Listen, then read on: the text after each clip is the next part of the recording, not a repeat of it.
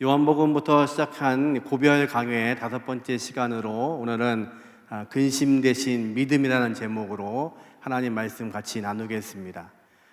우리에게는 코로나19가 아니어도 우리에게 근심이 있고 염려가 있고 불안이 있고 초조합니다. 그것이 이 시대를 살아가는 우리의 모습이고 세상은 근심을 가지고 살아가는 시대입니다.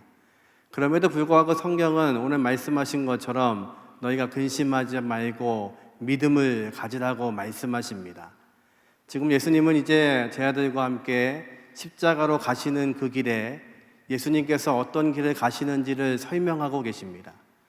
예수님은 대속적인 섬김을 통해서 제 아들에게 그들의 발을 씻기시면서 이제 예수님이 죽으시고 십자가에서 죽으시고 우리의 죄를 용서하시고 그리고 그분이 다시 부활하시고 승천하셔서 제자들을 통해서 새롭게 이루어질 교회라는 공동체가 어떤 공동체인지를 지금 가르쳐 주고 계십니다. 예수님은 세 계명을 말씀하십니다. 내가 너희를 사랑한 것처럼 너희도 서로 사랑하라고 말씀하십니다. 이제 새롭게 탄생될 교회의 공동체는 사랑하는 계명을 가지고 하나님 앞에 서는 공동체입니다. 이제 이 길을 위해서 예수님은 십자가의 길로 걸어가시게 됩니다. 그런데 저희들이 지금 불안해하고 있습니다. 근심하고 있습니다. 염려하고 있습니다. 주님이 떠나시겠다는 것입니다. 저희들이 지금 왜 근심하고 있을까요? 예수님이 안 계시는 것 때문에? 예, 맞습니다. 또 하나는 그들이 알고 있던 예수님은 지금까지도 예수님이 십자가를 지시기 얼마 안 남은 이 시점에도 제 아들은 그 예수님이 이스라엘의 왕되러 오신 줄 알고 있습니다. 물론 그분은 이스라엘의 왕이십니다. 하지만 뿐만 아니라 온 인류의 이 구속사적인 우리 모두의 왕이 되시기 위해서 이 땅에 오신 분이십니다. 제 아들은 몰랐습니다. 이분이 이렇게 십자가에 죽을 줄을 알지 못했습니다. 공생애의 3년간 동안에 예수님은 여러 번 내가 죽을 것을 말씀하심에도 불구하고 제자들은 믿지 않았습니다.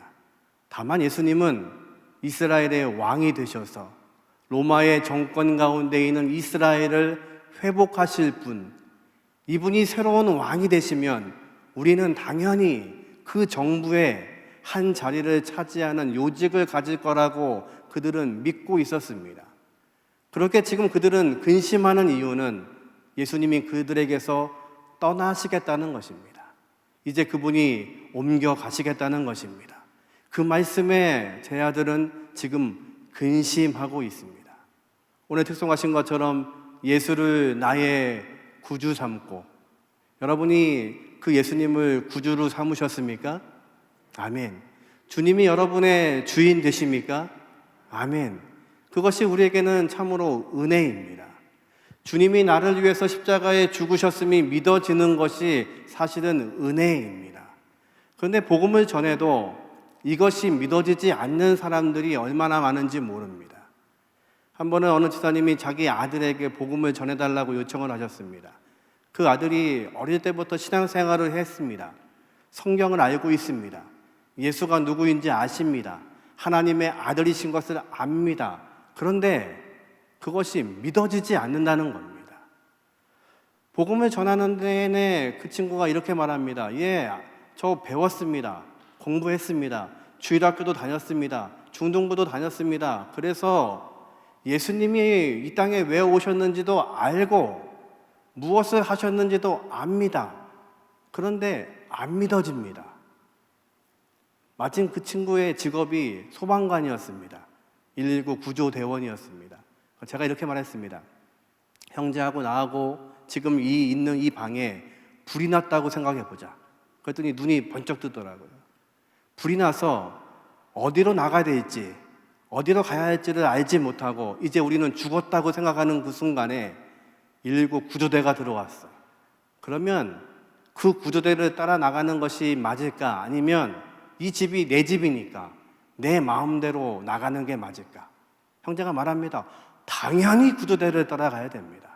이 집이 10년을 살았어도 20년을 살고 있어도 구조를 잘 알고 있어도 화재가 나서 어디가 어딘지는 모를 때에는 구조대를 따라 나가야 됩니다. 당연하죠. 자기가 구조대니까요. 제가 말했습니다. 우리가 이해되지 않고 우리 삶 가운데 있는 어려움과 고난과 아픔과 걱정과 근심의 문제는 우리가 해결할 수 없어요. 우리가 어디로 가야 되는지를 알고 계시는 그분이 밖에서 우리를 구하러 들어오셨다면 우리는 아무 염려하지 말고 아무 생각하지 말고 그분을 따라 나가는 것이, 구조대를 따라 나가는 것이 살 수 있는 방법이야. 바로 예수님이 그런 분이야. 그때서야 이 친구가 이해를 합니다. 저와 여러분을 구원하신 분이 하나님의 아들이십니다. 그 주님이 이제 십자가의 길을 걸어가십니다. 제 아들은 이제 염려하고 있습니다. 그런데 오늘 본문에 그 주님은 염려하지 말라고 말씀하십니다. 1절 말씀입니다. 같이 읽습니다. 너희는 마음에 근심하지 말라. 하나님을 믿으니 또 나를 믿으라. 아멘. 명령어입니다. 지금 명령하시는 겁니다. 너희는 마음에 근심하지 말라. 하나님을 믿고 있다면 또 나를 믿으라. 유대인들은 하나님을 유일신으로 믿고 있습니다. 근데 여전히 제 아들은 이 예수님이 하나님이신 것을 알지 못하고 있는 겁니다. 그러기에 근심하고 있는 겁니다. 우리가 예수를 믿는다는 것은 무엇일까요? 예수님을 믿는다는 것은 어떤 것을 믿어야 될까요? 오늘 그것을 말씀하십니다. 2절과 3절을 같이 읽습니다. 내 아버지 집에 거할 곳이 많도다. 그렇지 않으면 너희에게 일렀으리라. 내가 너희를 위하여 거처를 예비하러 가노니 가서 너희를 위하여 거처를 예비하면 내가 다시 와서 너희를 내게로 영접하여 나 있는 곳에 너희도 있게 하리라. 아멘. 예수님을 믿는다는 것은 그분이 우리를 위해서 거처를 예비하시는 분이신 것을 믿는 것입니다. 주님께서 말씀하십니다. 내가 거처를 예비하러 아버지께로 간다. 주님과 아버지가 함께 하시겠다는 것입니다. 그 아버지의 집에는 거처할 곳이 많답니다. 그것을 준비하시면 다시 오셔서 우리를 다시 그 아버지의 집으로 영접하시겠다고 말씀하십니다. 우리에게 은혜는 우리 주님께서 우리의 거처를 예비하시는 분이십니다. 그분이 준비하시는 분이십니다.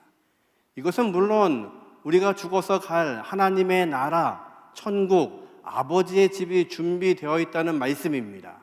그런데 그 공간적인 의미뿐만이 아니라 관계의 의미를 가지고 있습니다.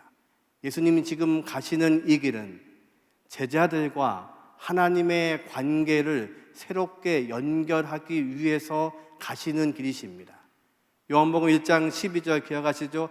영접하는 자, 곧 그 이름을 믿는 자들에게는 하나님의 자녀가 되는 권세를 주셨으니. 아멘. 지금 예수님을 믿는다는 것은 하나님과 우리 사이에 관계가 바뀌는 것입니다. 하나님을 앞에 예수님께서는 하나님을 아버지라고 부르십니다.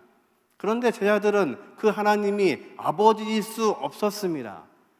예수를 믿음으로 인해서 주시는 은혜가 믿는 자에게 하나님의 자녀가 되는, 하나님의 자녀가 되는 권세를 주셨다고 말씀하십니다.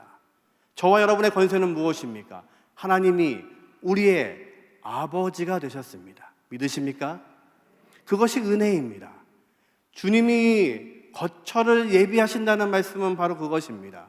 이 땅에서 우리가 살다가 하나님 부르시면 하나님의 집으로 가는 것은 너무도 당연한 것인데 이것은 또 하나의 관계를 말씀하십니다. 제자들이 하나님과 자녀의 관계를 맺어야 된다는 것입니다. 우리가 예수를 믿음으로 얻은 가장 큰 은혜는 우리가 하나님의 자녀가 된 것입니다. 그래서 하나님의 자녀로 살아가는 것입니다. 하나님이 나의 아버지 되십니다. 믿으십니까? 그렇다면 우리가 하나님 앞에서 근심하고 있고 염려하고 있다는 것은 무엇입니까? 하나님이 내 아버지인 것을 인정하지 않는다는 겁니다. 더 심각하게 얘기하면 저와 여러분이 예수를 믿고 있지 않다는 것일 수도 있습니다. 아버지가 하나님이신데, 천지를 창조하신 분이 나의 하나님이신데 내가 염려하고 있다면, 여러분의 자녀가 생활의 고로 인해서 고민하고 있다면 여러분은 부모로서 어떤 마음이 드십니까? 저희 집에 23살 된 남자아이가 살고 있습니다. 저희 아들이죠. 이 애는 집도 없습니다. 아직 공부하니까 돈도 안 법니다. 그런데 근심하고 염려하며 살까요? 아니요. 지금 오랫동안에 저희 집에서 살고 있는데, 23년을 살고 있는데 한 번도 집세를 낸 적이 없습니다. 그런데 근심하지도 않고 염려하지도 않습니다. 그의 아버지는, 저군요. 그의 아버지, 저도 집이 없습니다. 그런데 염려하지 않습니다. 왜요? 아버지 하나님이 저의 아버지이십니다. 우리의 믿음이 이것입니다. 예수님이 너희를 위해서 거처를 예비하러 가시겠다고 말씀하십니다. 이제는 그 하나님이 제자들의 아버지가 되신다는 것입니다. 그것을 위해서 예수님은 이제 대속적 섬김을 통하여서 십자가를 쥐고 계시는 것입니다. 주님이 이 십자가를 쥐심으로 인해서 그들의 관계가 하나님과 자녀의 관계로 새롭게 맺어지는 것입니다. 그것이 우리에게는 은혜입니다. 그러게 주님은 말씀하십니다. 내가 너희를 떠나는 것이 너희에게 유익이라고 말씀하십니다.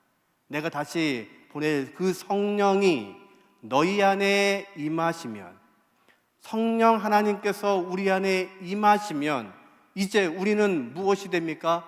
하나님을 모시고 있는 성전이 되는 것입니다. 예수님 당시에 여전히 성전에서 예배가 진행되고 있습니다. 번제가 드려지고 있습니다. 그런데 하나님의 임재가 떠났습니다. 여전히 이스라엘 백성이 예배하고 있고 제사하고 있지만 하나님의 임재는 없는 곳에서 하나님은 자신의 아들을 이제 유월절 어린 양처럼 십자가에 못 박기로 결정하셨고, 주님은 대속적 섬김을 통하여 그 십자가를 향해서 걸어가고 계시는 것입니다. 제자들은 근심합니다.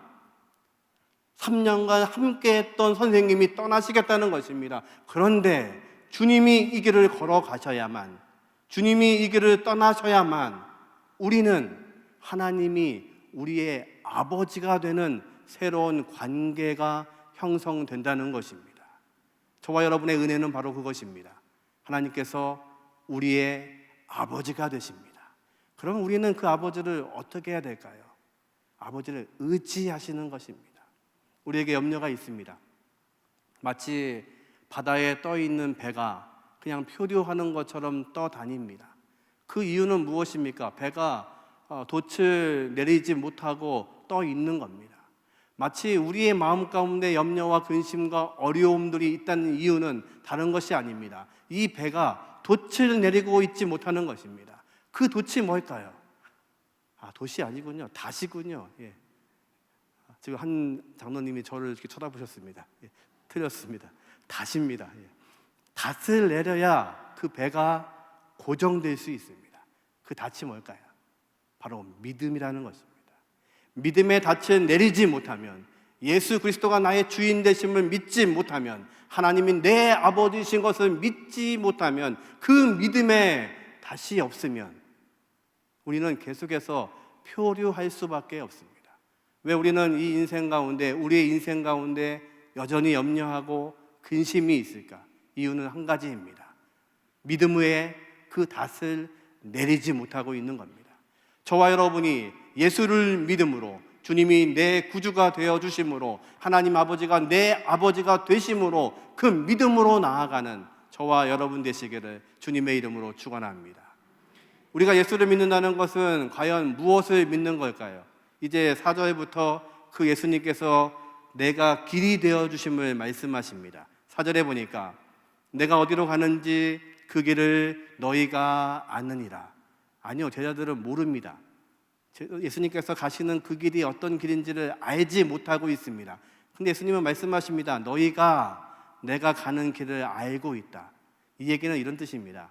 너희가 반드시 내가 가고 있는 그 길을 알아야 한다는 것입니다. 저와 여러분은 주님이 가시는 그 길이 어떤 길인지를 아셔야 됩니다. 그랬더니요, 도마가 이렇게 말합니다. 5절에 도마가 이르되 주여 주께서 어디로 가시는지 우리가 알지 못하거늘 그 길을 어찌 알겠사옵나이까. 도마가 묻지요. 예수님, 모릅니다. 예수님이 어디로 가시는지를 우리가 알지 못하는데 예수님이 말씀하시는 그 길이 어딘지 우리는 이해할 수가 없습니다. 도마가 솔직하지요. 원래 모르면 모른다고 해야 되는데 많은 제자들이 모르고 있는데 질문하지 않는 겁니다. 그런데 도마는요, 질문하는 겁니다. 도마 성격 아시죠? 예수님 부활하신 다음에 도마가 없을 때 주님이 부활하셨습니다. 근데 도마가 그거 안 믿습니다.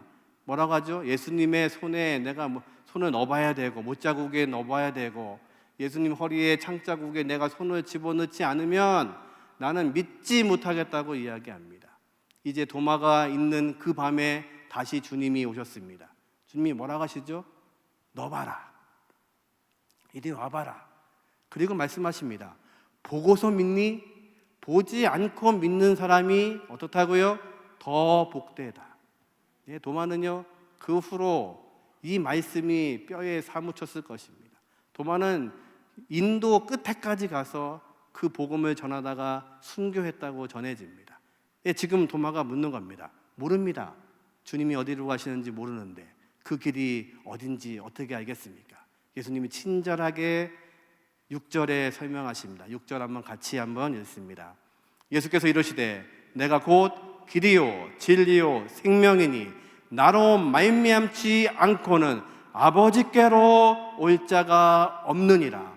이 구절을 띄워놓고 제가 도마의 질문을 다시 드리겠습니다. 구절을 한번 보십시오. 도마가 뭐라고 했냐면 주께서 어디로 가시는지 우리가 모릅니다.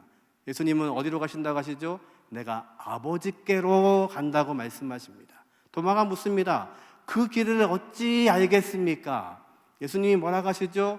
그 길이, 너희가 모르고 있는 그 길이 바로 나라고 말씀하십니다. 내가 곧 그 길이다. 너희가 알지 못한다고 하는 그 길이다. 내가 바로 아버지께로 가는 길이다. 그런데 내가 곧 진리이고 생명이다. 다시 말해서 아버지께는 무엇이 있냐면 생명이 있다는 것입니다. 그 생명 있는 아버지께로 가기 위해서 길이 필요한데 내가 바로 그 길이라고 말씀하십니다. 주님은 대속적 섬김을 통해서 그 길이 되어주셨습니다. 주님이 십자가에 죽으심으로 저와 여러분의 죄를 대신해서 대속죄물로 죽으심으로 길이 되어주셨습니다. 우리가 하나님께 나아가서 하나님을 아버지라고 부를 수 있도록, 그래서 생명 되신 그 아버지의 생명이 우리의 생명이 될 수 있도록 주님께서는 길이 되어주셨습니다. 저와 여러분이 근심하는 이유 중에 하나는 우리의 인생의 길을 잃어버렸을 때 그렇습니다. 내가 가는 길이 길인 줄 알았는데 길이 아닙니다. 내가 가는 길이 맞는 길인 줄 알았는데 가봤더니 막다른 길을 맞이합니다. 그러면 우리는 근심하고 좌절하고 넘어지고 실수하고 아파할 수밖에 없습니다. 그런데 주님이 말씀하십니다. 너희들의 인생의 길이 되어주시겠다고 말씀하십니다. 예수님이 길에서 한 여인을 만납니다. 12해 동안 혈류병을 걸렸던 이 여인이 12년 동안 병을 고치기 위해서 많은 노력을 했음에도 불구하고 그 병을 고치지 못합니다. 오히려 많은 의사를 만났지만 괴로움만 당하였습니다. 재산을 다 탕진하였습니다. 그의 인생의 길이 막혔습니다. 그런데 길에서 예수님을 만났습니다. 그리고 그 여인의 마지막 믿음은 무엇이었냐면 내가 주님의 옷자락이라도 만지면 저 옷자락만 스쳐도 내가 나을 거라고 그 여인의 믿음이 움직이기 시작했습니다. 그 군중 속에서 이 여인은 예수님의 옷자락을 잡았습니다. 그랬더니요, 혈류 근원이 마른 것을 그 여인이 알았습니다. 그런데 여인만 안 게 아닙니다. 주님도 아셨습니다. 주님의 능력이 나간 것을 아셨습니다. 주님이 물으십니다. 누가 내 옷자락에 손을 대었다는 것입니다. 제 아들이 말하죠. 이 많은 사람들 중에 우리가 어떻게 찾겠습니까? 그 여인이 예수님 앞에 나옵니다. 주님이 뭐라고 하시죠? 내 믿음이 너를 구원하였느니라. 이제 평안히 가라. 여러분, 우리 인생에 근심이 떠나고 평안이 올 수 있는 이유는 한 가지입니다. 우리의 믿음의 길에서 주님을 만나셔야 됩니다. 우리의 인생에서 우리가 근심하는 이유는 바로 그 이유입니다. 우리의 길이 잘못됐음을 아는 겁니다. 내 길이 막혀 있음을 아는 겁니다. 내 능력으로 가능하지 않다는 것을 아는 그때입니다. 그때가 바로 주님을 만나시는 때입니다. 주님이 우리를 만나 주시는 때입니다. 이 길은 여러분이 아시는 것처럼 야이로의 딸을 고치시러 가시는 중이었습니다. 야이로의 마음은 지금 뜨거워지고 있습니다. 이 길에서 이 여인과 지체하시면 내 딸이 죽을지도 모릅니다. 그런데 주님은 멈춰서서 이 여인의 긴 간증을 들으십니다. 그 여인이 12년 동안 어떤 고생을 했는지, 어떤 아픔이 있는지를 들으십니다. 그리고 말씀하십니다. 내 믿음이, 너의 믿음이 고쳤다고 말씀하십니다. 예수님이 그 여인을 고치신 것으로 끝나면 그 여인은 언젠가는 죽을 수밖에 없는 목숨입니다. 병이 나았다고 영생할 수는 없습니다. 우리의 삶의 문제가 없어진다고 해서 우리는 영생하지 못합니다. 그래서 주님은 그 여인을 불러 세우시는 것입니다. 그 여인에게 질병이 문제가 아니라 그 여인의 영원한 생명 되시는 하나님을 만나지 못하면 우리의 인생은 아무 가치가 없습니다. 우리에게 근심이 있다면 여러분의 인생의 길에서 예수님을 만나시는 은혜가 있기를 주님의 이름으로 축원합니다. 그 주님은 생명 되신 아버지께로 가는 유일한 길을 만드셨습니다. 그리고 우리에게 그것을 믿으라고 말씀하십니다. 내가 곧 길과 진리와 생명이 되는 것을 너희가 믿으면 그 아버지께로 너희가 갈 수 있다고 말씀하십니다. 이 은혜가 저와 여러분의 은혜가 되시기를 주님의 이름으로 축원합니다. 마지막으로 예수님을 우리는 무엇으로 믿어야 될까요? 예수님은 우리에게 응답하시는 분이십니다. 믿으십니까?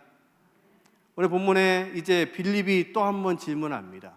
이렇게 긴 시간 이야기했으면 예수님이 누구신지를 알아야 되는데 빌립이 8절에 이렇게 질문합니다. 빌립이 이르되 주여 아버지를 우리에게 보여주옵소서. 그리하면 족하겠나이다. 예수님 그 아버지 보여주십시오. 그러면 위로가 될 것 같습니다. 지금까지 한 얘기가 뭡니까? 내가 곧 길이요 진리요 생명이고 내가 그 아버지께로 가고 그 아버지 하시는 일이 내 일이라고 설명했는데 여전히 못 알아듣고 있는 겁니다. 저 같았으면 그냥 한데 예수님 안 그러시는 분이시죠. 또 설명하십니다. 8절에 같이 한번 읽어볼까요? 예수께서 이르시되 빌립아 내가 이렇게 오래 너희와 함께 있으되 내가 나를 알지 못하느냐? 나를 본 자는 아버지를 보았거늘 어찌하여 아버지를 보이라 하느냐? 나를 본 자는 아버지를 보았는데 10절에 이렇게 말씀하십니다. 내가 아버지 안에 거하고 아버지는 내 안에 계시거늘 내가 믿지 아니하느냐? 내가 너에게 이르는 말을 스스로 하는 것이 아니라 아버지께서 내 안에 계셔서 그의 일을 하시는 것이라. 문제는 너희가 믿지 않고 있는 것입니다. 아버지가 내 안에 계시고 내가 아버지 안에 거하고 있는데 너희가 그것을 믿지 못하고 있다는 것입니다. 다시 말해서 예수님이 하시는 일은 누가 하시는 일이십니까? 아버지 하나님이 하시는 일이십니다. 저와 여러분을 구원하신 분이 하나님이십니다. 그리고 성령이 우리 안에 내주하고 계십니다. 그래서 우리는 하나님을 모신 성전입니다. 그러면 저와 여러분이 하고 있는 일은 누구의 일입니까? 하나님의 일입니다. 믿으십니까? 하나님이 일하고 계시는 것입니다. 며칠 전에 친구 목사가 저를 찾아왔습니다. 10년 동안 큰 교회에서 10년 동안 부목사로 잘 섬겼습니다. 그리고 어느 교회에서 청병을 받아서 또 10년 동안 그 교회를 아주 부흥하게 했습니다. 20년을 목회했는데 갑자기 병이 찾아왔습니다. 그래서 사임을 하고 6개월 정도 치료를 받고, 그리고 이제 선교사를 준비하기 위해서 어느 나라 가서 선교하면 좋을지를 다니기 위해서 자녀 둘을 남겨놓고 사모님과 함께 선교지에 방문을 했습니다. 그랬다가 코로나가 터진 겁니다. 그래서 필리핀에서 발이 묶여서 1년 동안 못 나온 겁니다. 선교사로 간 거 아닙니다. 선교지를 확인하러 갔다가 원래 계획은 필리핀, 방글라데시 몇 개국을 이렇게 순회하고 선교지를 확인하고 돌아올 계획이었는데 필리핀 오지 마을에 갇혀서 꼼짝을 못한 겁니다. 움직이지를 못한 겁니다. 1년 동안 거기 있었습니다. 그 친구가 그럽니다. 하나님이 너무 원망스럽더랍니다. 20년 동안 최선을 다해 사역했고 또 질병 가운데 하나님이 또 고쳐주셨고, 그래서 이제는 선교사로 헌신하고 선교지를 알아보고 있는 중인데 꼼짝을 못하고 필리핀의 산지 오지에 갇혀버린 겁니다. 마을에서 나오지도 못하고 필리핀 당시에 금지령이 걸려서 움직이지도 못했습니다. 아무것도 못하니까 성경만 바라보는 겁니다. 그러다가 요한복음, 지금 우리가 설교하고 있는 이 본문을 읽습니다. 아버지가 주 안에 예수님 안에 거하시고 예수님이 아버지 안에 거하시고, 그리고 주님은 말씀하시기를 나는 지금 아버지의 일을 한다고 했는데, 그러면 결국 목회는 아버지가 하라고 하시는 일을 하는 건데 그러면 순종해야겠구나 라고 머릿속으로는 읽어지더랍니다. 근데 도저히 이게 아멘이 안 되더랍니다. 그래서 성경책을 덮었답니다. 그리고 아침마다 산에 올라가서 산만 쳐다보고 있는 겁니다. 근데 한 달째 되는 날 문득 이런 생각이 들었답니다. 어제 봤던 구름이 아니네. 그때서 깨달았습니다. 하나님은 어제 만든 구름이 아닌 새로운 구름을 나한테 오늘 보여주고 계시는 겁니다. 생각해봤더니 한 번도 하나님은 똑같은 구름을 나한테 보내지 않으시고 매일매일 새로운 아침을 만드시고 새로운 구름을 만들어서 나에게 보내주셨습니다. 그게 순간 깨달아지는데, 그 순간 내가 일하는 것이 아니고 하나님이 일하시는구나. 내가 지금까지는 20년 동안 목회를 했다고 생각하고 하나님의 일을 열심히 했다고 생각했는데 아니었구나. 하나님이 일하시는 거구나. 그러면 여기서 1년이 있든 2년이 있든 하나님이 사용하기 원하시면 부르실 것이고, 아니면 이 오지에서 하나님을 찬양하는 게 하나님의 목적일 수도 있겠구나. 그랬더니요, 근심 걱정이 다 사라지더랍니다. 그러고 나서 비행기가 뜬다는 연락을 받고 한국에 와서 격리하고 저를 만나러 온 겁니다. 저를 축하하러 온 게 아니었습니다. 저를 위로하러 온 겁니다. 생각이 나더랍니다. 정 목사 취임한다는데 참 불쌍하다. 나는 이제 하나님이 말씀하시는 거 순종에 들으면 되는데 정 목사는 이제 취임했으니까 죽으나 사나 거기 있을 텐데 얼마나 힘들까. 위로하러 왔더라고요. 여러분, 하나님의 일은 하나님이 하십니다. 저와 여러분이 그 하나님 안에 거하고 있으면 하나님이 하나님의 일을 감당하시는 것을 믿으시기 바랍니다. 그래서 12절에 이렇게 고백합니다. 12절 같이 읽죠.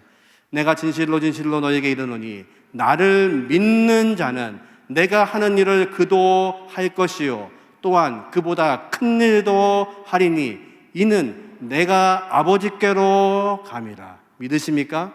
여러분이 그 주님을 믿고 계시면 주님이 하신 일보다 더 큰 일을 감당하게 하시는 분이 우리 주님이신 것을 믿으시기 바랍니다. 베드로가 그랬습니다. 베드로는 예수님을 3번 모른다고 저주하고 부인했던 사람입니다. 그런데 하나님께서는 그를 사용하셨습니다. 주님이 그를 만나십니다. 그리고 말씀하십니다. 너 정말 나 사랑하니? 3번 물으십니다. 베드로가 말합니다. 예, 사랑하는 거 맞습니다, 예수님. 주님이 그거 아십니다. 내가 주님 사랑한다고 고백하고 주님 따르겠다고 말하기도 하고 내 목숨을 바치겠다고 했음에도 불구하고 연약해서 넘어져서 실수해서 주님을 모른다고 하고 주님을 저주하기도 했지만 주님 물으시는 그 답변, 나를 사랑하냐는 그 말씀은 정말입니다. 저 예수님 정말 사랑합니다. 다시 예수님이 그에게 빛이 되어 주셨습니다. 요한복음에는 예수님께서 표적을 행했다고 말씀하시고 그 표적을 통해서 예수님이 누구신가를 드러내 주셨습니다. 나는 생명의 떡이다. 그래서 그 빵을 찍어서 나를 배반할 유다에게도 입에 넣어주시면서 너도 그 생명의 떡을 먹기를 원하셨던 분이 주님이십니다. 나는 세상에 온 빛이다. 유다는 예수님을 배반하고 어둠으로 나갔지만 주님은 그에게도 초청하고 계셨습니다. 베드로 3번 부인해서 나아갔지만 어둠 속에 있었지만 주님은 물으시는 것입니다. 너 정말 나 사랑하니? 예, 저 정말 사랑합니다. 다시 예수님이 그 빛으로 초대하시는 것입니다. 그랬더니요, 그 베드로가 하루에 성령 충만하여서 말씀을 전하면 3,000명씩 5,000명씩 회개하는 역사를 일어나킵니다. 베드로가 한 것이 아니라 성령이 그 안에 임하시자, 하나님이 함께 하시자 하나님의 일을 베드로가 감당하고 있는 것입니다. 저와 여러분은 하나님의 백성입니다. 저와 여러분을 구원하신 이유는 바로 그것입니다. 우리 안에 성령을 부어 넣으신 이유는 바로 그것입니다. 성령으로 하나 된 공동체 교회의 사명은 다른 것이 아니라 하나님의 일을 감당하는 것입니다. 우리가 하나님의 일을 하는 게 아닙니다. 하나님이 하십니다. 하나님이 우리를 통해서 일하십니다. 하나님이 우리를 부르십니다. 우리의 달란트를 찾으십니다. 우리의 인생의 목표를 찾으십니다. 우리의 삶의 시간을 요청하십니다. 그러면 우리는 여전히 부족하지만, 여전히 넘어지지만, 오늘도 여전히 근심하고 있지만, 여전히 오늘도 염려하고 있지만, 그 부르심의 요청에 우리의 시간과 달란트를 드리는 것입니다. 그러면 누가 큰 일을 하신다고요? 하나님이 큰 일을 하십니다. 주님이 그것을 말씀하십니다. 너희가 믿으면 너희가 내 일을 할 것이고 나보다 더 큰 일을 너희가 하리라. 그럼 우리는 무엇 해야 될까요? 기도하셔야 됩니다. 13절, 14절 같이 읽고 마칩니다. 같이 읽습니다. 너희가 내 이름으로 무엇을 구하든지 내가 행하리니 이는 아버지로 하여금 아들로 말미암아 영광을 받으시게 하려 함이라. 내 이름으로 무엇이든지 내게 구하면 내가 행하리라. 아멘. 이것이 우리의 믿음입니다. 우리가 이 아침에 근심하지 않는 이유입니다. 우리는 주님을 믿었고 그 주님이 하나님 아버지가 하나님이 우리의 아버지가 되어 주셨습니다. 그리고 우리 안에서 하나님께서 일하고 계십니다. 그러기에 우리는 다른 것을 하는 것이 아니라 그 아버지의 일을 감당하는 것입니다. 이 아침에 어떤 것으로 근심하십니까? 어떤 것으로 염려하고 계십니까? 여러분의 상황 가운데서 어떤 것이 이 아침에 눈물 짓게 하십니까? 우리의 은혜는 우리를 부르신 하나님의 은혜가 있습니다. 하나님의 자녀가 되게 하신 은혜를 우리는 경험하고 있습니다.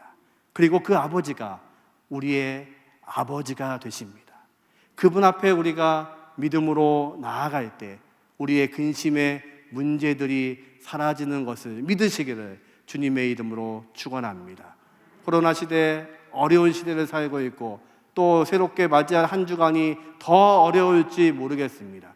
그것이 우리에게 염려가 되지 않기를 주님의 이름으로 축원합니다.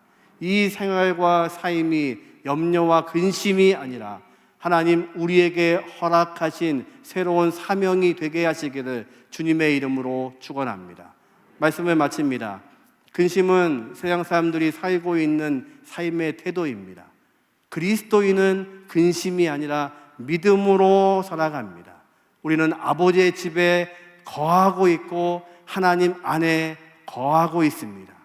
우리 삶 가운데 고난은 하나님이 일하시기 원하는 방법일 수도 있습니다. 그러기에 우리는 믿음으로 예수님의 이름으로 간구하셔야 됩니다. 그 기도가 저와 여러분의 기도가 되시기를 주님의 이름으로 축원합니다.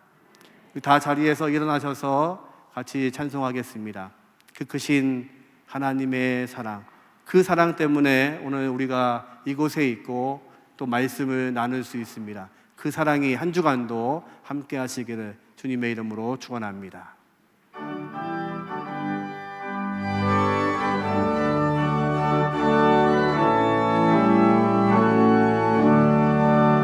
그 크신 하나님의 사랑 말로 다 영영 못하네. 저 높고 높은 별을 넘어 이 낮고 낮은 땅 위에 죄범한 영혼 구하려 그 아들 보내사 화목제물 삼으시고 죄 용서하셨네. 하나님 크신 사랑은 측량다 못하네. 영원히 변치 않는 사랑 성도여 찬양하세. 괴로운 시절 지나가고 난 위에 영화 쇠할 때 주 믿지 않던 영혼들은 큰 소리 외쳐 울어도 주 믿는 성도들에게 큰 사랑 베푸사 우리 죄 사했으니 그 은혜 잊을까. 하나님 크신 사랑은 측량다 못하네. 영원히 변치 않는 사랑 성도여 찬양하세. 하늘을 두루마리 삼고 바다를 만물 삼아도 한없는 하나님의 사랑 다 기록할 수 없겠네. 하나님의 크신 사랑 그 어찌 닿았을까.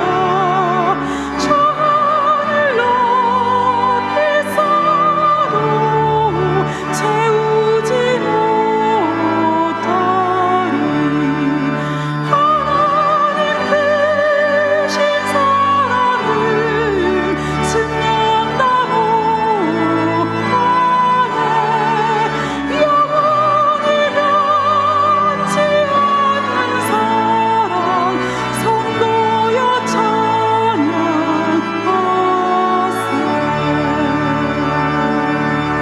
우리 1분만 같이 협심해서 기도하겠습니다. 아버지 하나님, 하나님의 그 크신 사랑 감사합니다. 나를 하나님의 자녀 삼아주시고 하나님의 백성 삼아주신 그 은혜에 감사합니다. 우리에게 근심이 있지만 그 근심이 믿음으로 변하게 하여 주옵소서. 우리 합심해서 같이 기도하겠습니다. 전능하신 아버지 하나님 감사합니다. 하나님의 그 크신 사랑 때문에 우리가 오늘도 존재할 수 있음을 믿습니다. 아버지 하나님, 그 사랑으로 우리를 하나님의 자녀 삼아주신 아버지 하나님, 이 시간에 우리의 근심은 떠나가게 하여 주시고 우리의 믿음이 우리의 길이 되시는 그 주님을 바라보게 하여 주시고 우리 안에 일하시는 하나님을 바라보게 하여 주시고 아버지 승리할 수 있게 인도하여 주옵소서. 코로나19의 가장 어려운 시기 중에서도 하나님을 바라보게 하여 주시는 믿음을 더하여 주셔서 그 믿음이 우리를 이끌게 하여 주시고 오늘도 그 믿음으로 승리하는 하나님의 귀한 백성 되게 도와주옵소서. 전능하신 아버지 하나님 감사합니다. 우리에게 믿음을 더하시니 감사합니다. 우리에게 믿음을 더하셨기에 그 믿음으로 근심하지 않는 하나님의 귀한 백성들에게 도와주옵소서.